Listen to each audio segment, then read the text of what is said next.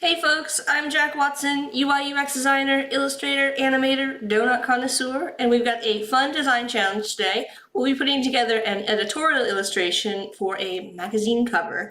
But if you're thinking to yourself, Jack, I can't draw, no worries. I'm going to show you a number of options for putting together a double exposure style illustration that are super easy. You'll be able to do it no problem. There are links in the description below this video where you can find a link to download your free resources to create along with us. You'll find a Illustrator file as well as a few Adobe Stock photos in there for you. So our starter file already has a magazine cover template. Feel free to use this. We're making a magazine today. You don't have to. You can modify it, make it your own. It's pretty generic right now. All of the fonts in here, you should be able to, if you get a pop-up about missing fonts, they are Adobe fonts. You should be able to activate them. If not, you just change the fonts, make them your own. Go grab some fonts at fonts.adobe.com. But this is what it should look like when you open it up. Like I said, I also have a few Adobe Stock photos in your starter file if you want to use those, but I'm also going to show you how to go about finding them. I threw them in your starter file as well, so a little preview of what we're going to be working on today. And so the headlines are very generic. This file is very generic to start. I wanted to keep it generic because I wanted you to come up with your own story to tell. It's kind of the idea for today with an editorial illustration. But I do already have a concept in mind. So I didn't want to give it away. I'm going to walk you through kind of my thought process, and we're going to hop over to Adobe Stock and we're going to get started. So over on stock.adobe.com, this is what it's going to look like when you open it up. Like I said, you've got some files in there if you want to use those, or you can search for your own. Since we're just experimenting today and we're just conceptualizing and playing around with these techniques, I've switched my drop down. You can switch over here to free to just grab some free stock assets to play around. Either way, I think it's fine to work with free stock. Anything that you're going to use, though, you're going to want to make sure you license it either way. So to get started, you maybe saw a preview we're working on for this double exposure technique. I'm going to search for profile. So side profile, profile photo. We want to look for a photo of a person from a profile view. So I'm just going to search for that, and it's going to pull up some results here for a sec. And you see, you get some profile images that are like vector artwork, right? Like the social media profiles. And as I scroll through here, what I'm looking for when I'm looking for stock for this technique is I want to look at just the silhouette, not necessarily the details of these portraits. So just look at like the general silhouette of the portrait that you want to use. We're going to end up using this silhouette as a window where we can see another image through it. If you look up double exposure photography, you'll get an idea of what we're kind of going for today. And once I kind of find something that I like, I'm just going to click on it. You can see down here, you can license it. I'm going to click on license for free. It's going to download a JPEG for me. And then up here, it's going to save it to my default library. If I want to change that, I'm just going to click on that little manage option. And I can pick the library that I want to save it to. If you're working with libraries for today's challenge, you want to save them to a library and then bring them in that way. You're going to want to make sure that you remember what library it's saving it to. I think by default there's like a My Library kind of generic library if you've never used them before that it gets saved to. Just make note of where that's going to save to when you license it. If you just want to work with the downloaded JPEG, you can ignore everything that I said. I just wanted to let you know about that little kind of like thing about the libraries there. Okay, so I'm also going to need a background. So I'm going to do another search here, and I'm going to search for, I just moved to Chicago, so I'm going to search for a Chicago skyline. So we're going to type in Chicago skyline. So I'm going to have a background, and then in the foreground, I'm going to have a person here. So you can see, I've already actually got, like, if you wanted to grab just like a vector asset, you could from here, but where's the fun in that? We want to play around with this technique today. So I'm going to grab one of these. Again, I can just license it. You can see I already licensed this one. I can just grab one of these here. Again, I want the silhouette of the skyline. So something like this might be a little bit too dark to work with. So you want to find something where the skyline is pretty clear in the image. And you're going to just hit license. It's going to download it. Make sure that you make note of that default library and change it if you want by hitting that manage button. Sorry, my window covered it up there for a minute.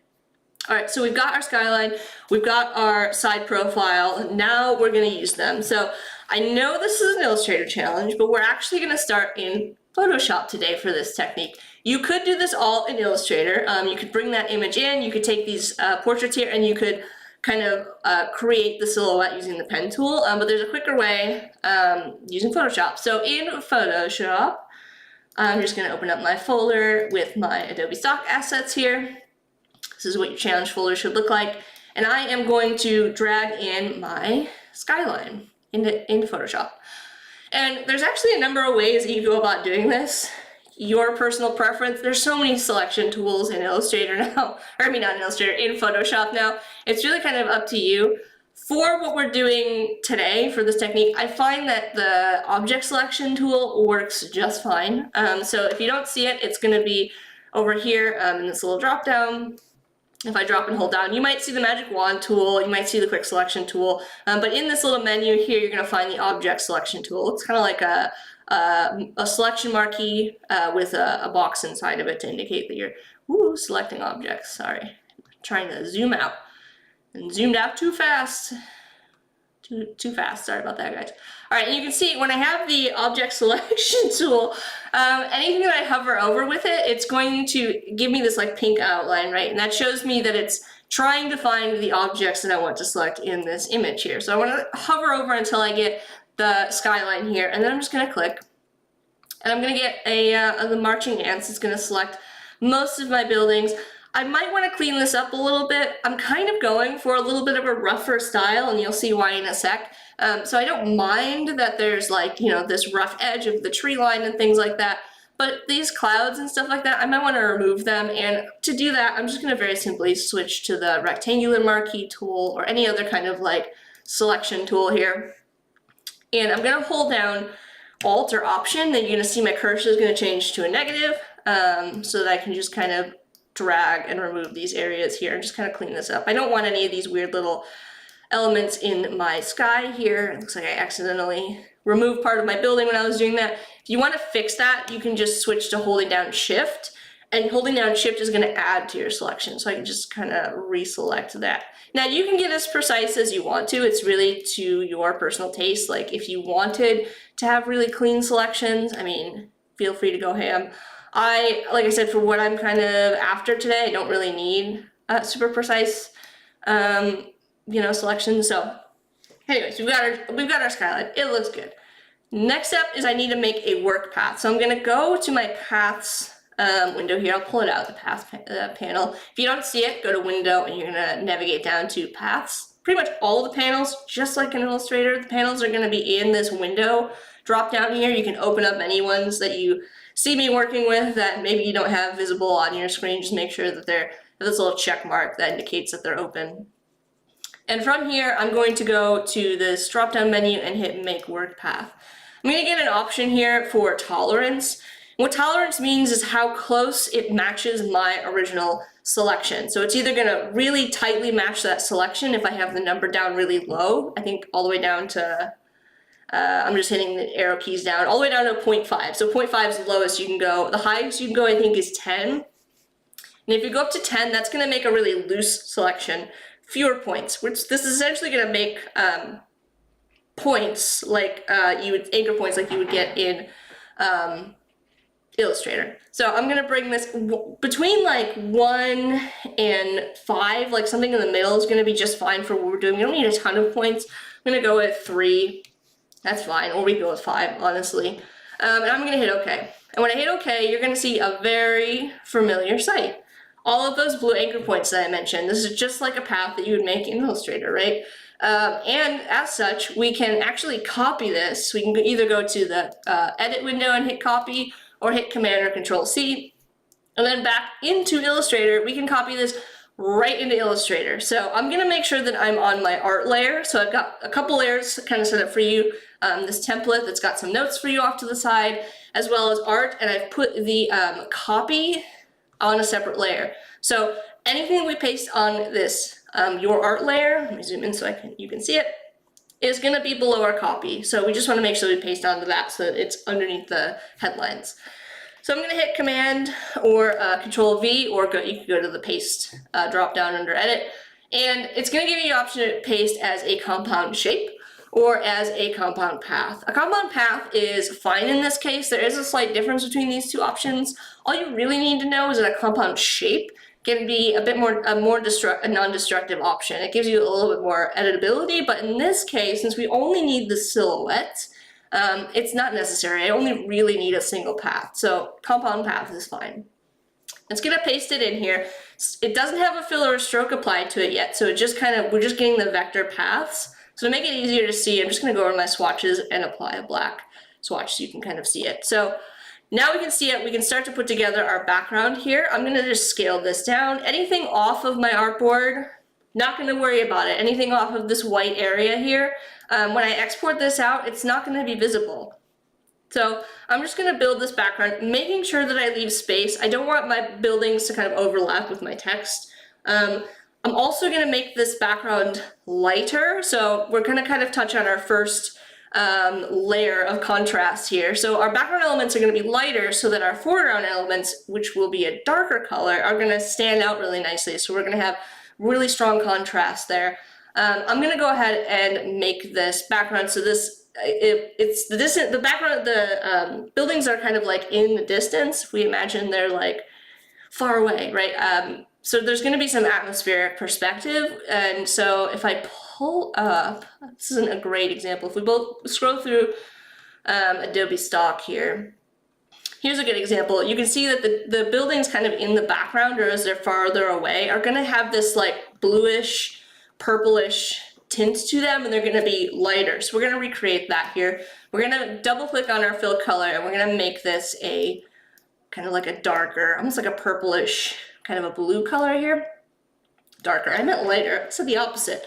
We're going to make this like a lighter purple here. And while we're at it, we should add the rest of our background here. So we're going to add a background color to the overall magazine cover. This is a print file, so I have set up a bleed for you. So if we zoom in here, these magenta lines are guides. Those aren't going to save out with your file. They're just there for your reference. And the guides are here because this area, you want to have your headlines and your text and all the important stuff kind of inside those guides. They're acting as like a safe zone, essentially. And then the outside, this red line is a bleed.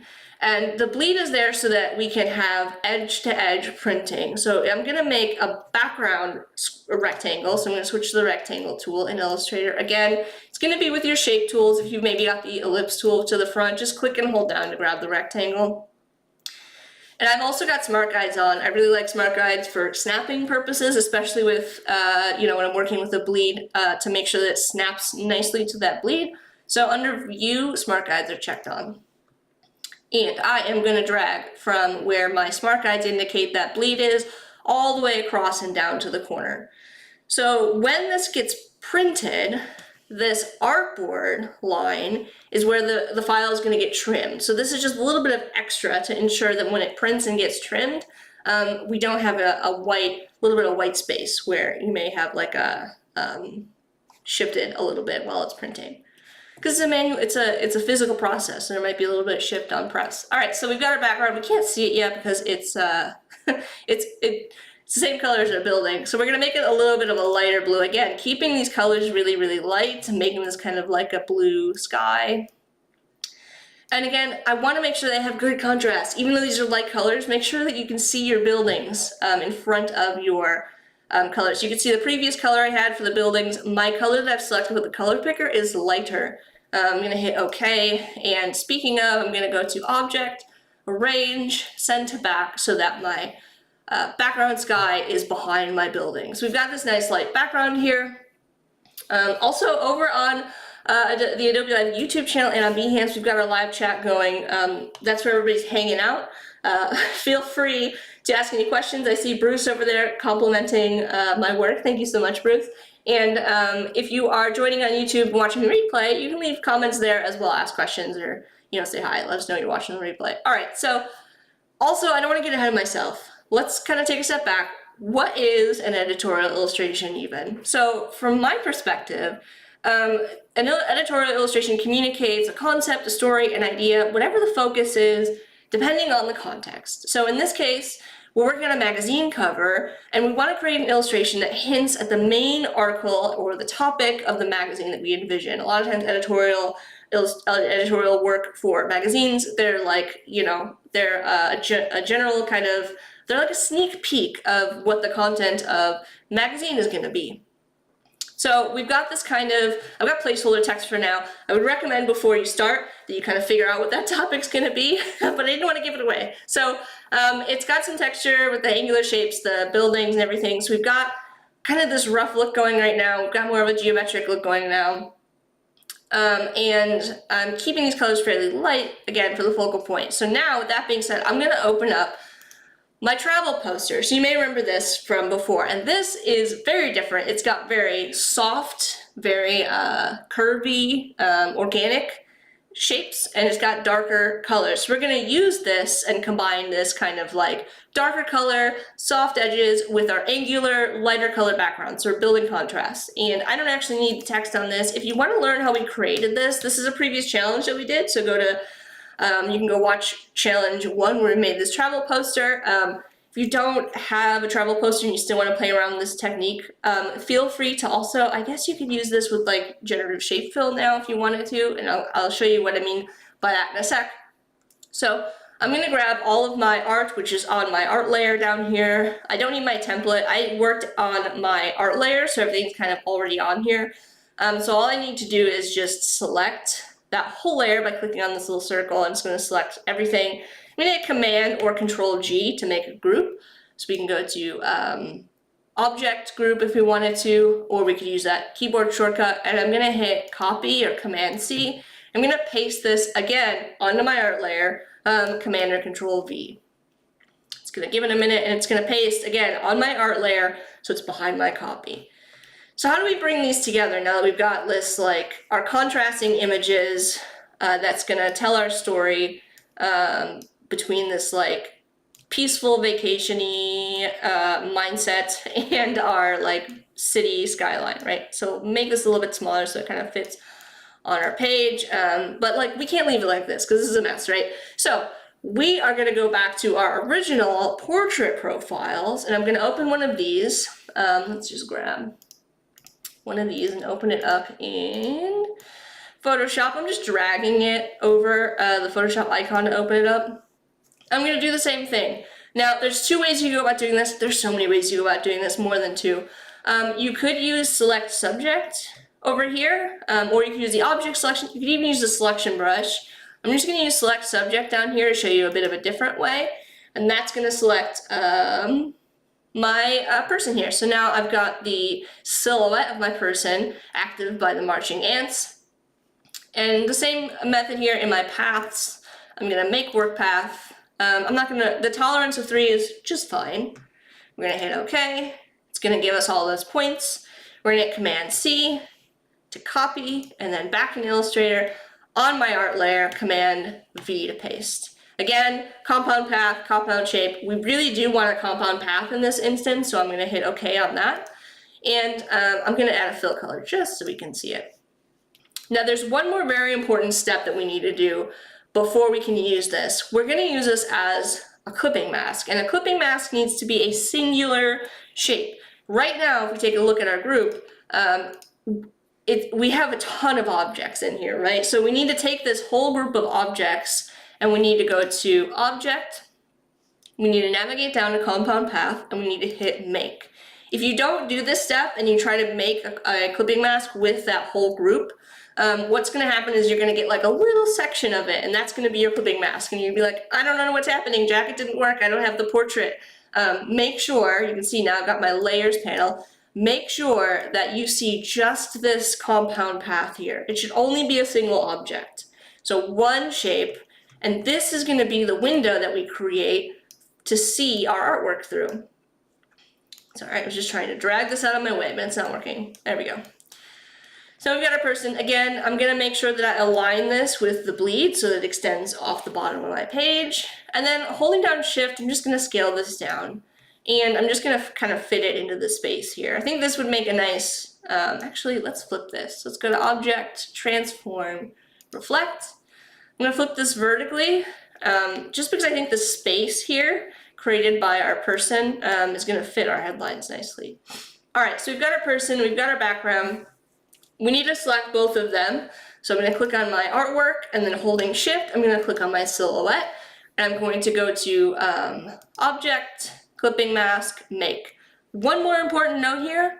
My compound path, the shape that I want to use as a clipping mask needs to be in front of the artwork. So it needs to be on the very top, the topmost thing. Otherwise, if these were reversed, again, it would try to make a clipping mask out of my coastline. So we need to make sure that we've got our compound path in front of our group. And Bruce has a really good point as well. Everything needs to be on the same layer.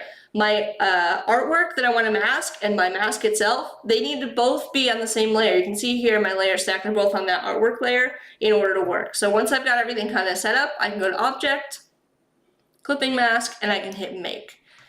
It's going to tell me that my mask is a complex shape because it's a compound path, but that's okay. We're going to hit Yes. And now we've got this lovely kind of like beachy scene, and it's being shown kind of through the window of my silhouette. If you wanted to edit this, so maybe I wanted to have more of those darker colors coming through, you can pop open your layers panel and click down into these little arrows, right? So you can pull this down, and now you can see I can select, again, the same way that we selected this before, I can select just by clicking on that little circle next to my group. That lets me move this around inside of my shape. So if I wanted to adjust the position, that's how I could kind of go about doing that, if we wanted to kind of get this in position. The other thing we could do is with the direct selection tool, I can click on my little whale and I can kind of move this up too. So if you want to move objects kind of inside of your group instead of the whole group, you can use the direct selection tool. And if you want to move the whole group, you can use either that option by clicking on that in your layers panel and your regular selection tool. All right, so I just threw a ton of information at you, but editorial illustrations are kind of meant to grab your attention quickly. This has really high contrast. The colors I chose for the background, let me deselect. The colors I chose from the background are a lot lighter than the colors in my focal point. There's also contrast in the story. I've got very angular skyline in the background, juxtaposed with very organic coastline. Both of these images are created from different perspectives. The top-down view of the coast versus the front view of the skyline. Contrast can be not just in like value and how light or dark things are, or on color. It can be shapes, it can be scale, it can be texture, it can be subject matter. So there's lots of ways you can introduce contrast into your illustrations here. And then once these kind of opposing images come together, the viewer starts to think about how they're related. This person that we've got here, the silhouette, maybe they're dreaming about this peaceful scene, you know, in the city kind of bit in the background. So like maybe this is a travel magazine, or like maybe you make this about mental health or something like that. And then you could kind of change these headlines to kind of reflect that, like vacation mindset, or like mental health, or something like that. So with the type tool over here in my toolbar, all I have to do is double click on these in my copy layer, and I can change them to say like recharge your battery or something, like whatever the focus of my design is. So there you go. If you wanted to, speaking of contrast, I do want to talk about one more thing.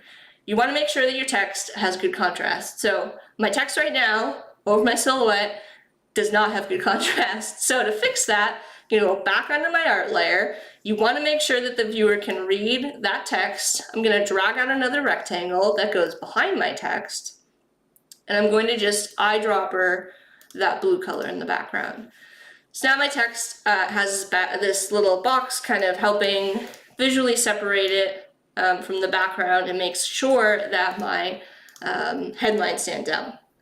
One more thing, Command C, Command F, copy and paste in front. I'm gonna hold down Alt to scale this down and then pull this out. So we can kind of continue to tell this story by the shapes that we use in our composition. So not only are we telling the story with the contrast, we're giving the viewer an idea of what this is about, but then we've kind of, oh, now that we've got this little opportunity, we can add a shape that kind of reflects the story that we're telling. So unfortunately, I think we're pretty much out of time. If you want to share this, you can go to File, Export for Screens. I'm just gonna export this right onto my desktop.